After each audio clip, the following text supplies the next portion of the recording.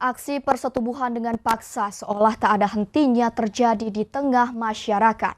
Pelakunya bisa siapa saja, dari orang tak dikenal, bahkan ayah sedarah daging.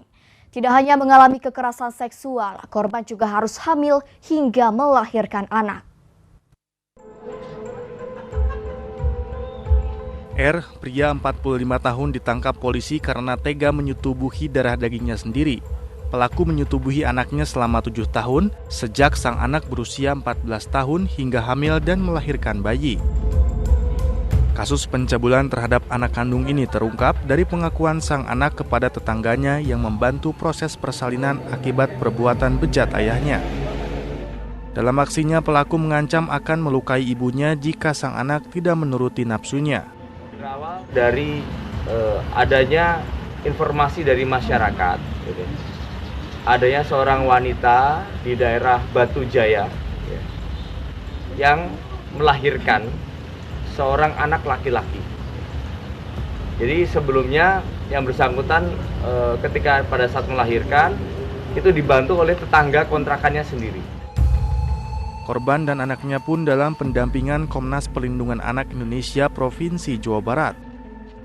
Atas perbuatannya, pelaku dijerat Undang-Undang Perlindungan Anak dengan ancaman hukuman 15 tahun penjara.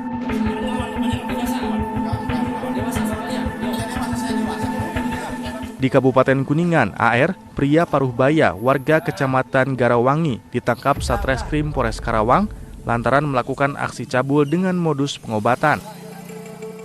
Dari hasil penyelidikan, pelaku menyetubuhi korban yang masih di bawah umur sebanyak 5 kali. Motifnya, pelaku menyebut korban menderita suatu penyakit dan harus disembuhkan dengan metode ala pelaku. Bukannya mengobati, pelaku justru menyetubuhi korban. Aksi pelaku terkuak usai korban bercerita kepada orang tuanya yang kemudian dilaporkan ke aparat desa setempat.